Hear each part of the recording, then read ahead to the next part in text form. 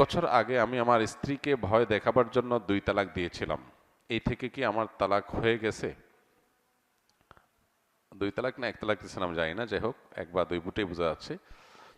যেটাই হোক না কেন, ভয় দেখানোর জন্য তালাক দিলে তালাক হয়ে যাবে। তালাক এমন একটা জিনিস, এটা আমি তালাক দেওয়ার নিয়তে বলি নাই, তাকে ভয় দেখাইতে বলছি। এটা বললে তালাক অকার্যকর থাকবে না, তালাক ঠিকই কার্যকর হয়ে যাবে।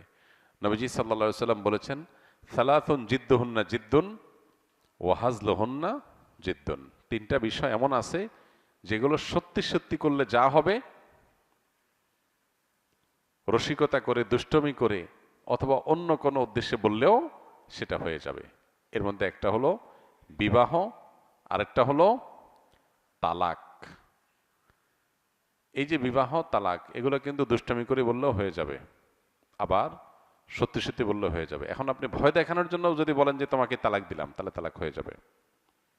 ভয় দেখানোর জন্য আর জিনিস খুঁজে পান না, তালাক দিবেন।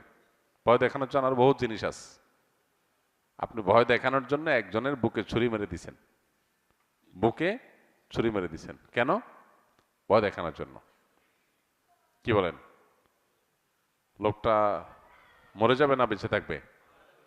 যদি বলেন যে না, আমি তো মারার জন্য মারি নাই, ভয় দেখানোর জন্য মারছিলাম, এ কথা বললে কি লোকটা বেঁচে যাবে? তালাকটা এরকম। অনেকে তালাক সম্পর্কে জানেন না, এই জন্য আমি অনুরোধ করি, যারা বিয়ে শাদী করেন নাই, বিয়ের আগে তালাক সম্পর্কে ভালো করে জেনে নেন। তালাক সম্পর্কে যদি না জানেন, কখন কি সর্বনাশ করে ফেলবেন নিজেরটা নিজে টের পাবেন না। এবার আমাদের সতর্ক থাকতে হবে। আল্লাহ আমাদের বোঝার তৌফিক দান করুন। তবে 1 তালাক বা 2 তালাক দিলেও সম্পর্ক চিরতরে শেষ হয়ে যায় না। ইদ্যতের মধ্যে থাকলে ওইটা আবার ফেরত নেওয়ার সুযোগ থাকে। আর যদি ইদ্যত পার হয়ে চলে যায়, তা আবার নতুন করে আগ্ধ করে বৈবাহিক সম্পর্ক স্থাপন করা যেতে পারে, যদি তালাক 3টা না হয়। এখানে 1 তালাক দিয়েছেন বা 2টা তালাক হয়েছে, তাহলে সেক্ষেত্রে এখন আরেকটা তালাক ছিল, বিধায় আপনি আবারও সংসার করতে পারবেন যদি এরপরে আর কোনো তালাক না দিয়ে থাকেন। আর যদি ডেইলি আপনি ভয় দেখানোর জন্য তালাক দেন, তাহলে তো বহুত আগে শেষ হয়ে গেছে সম্পর্ক।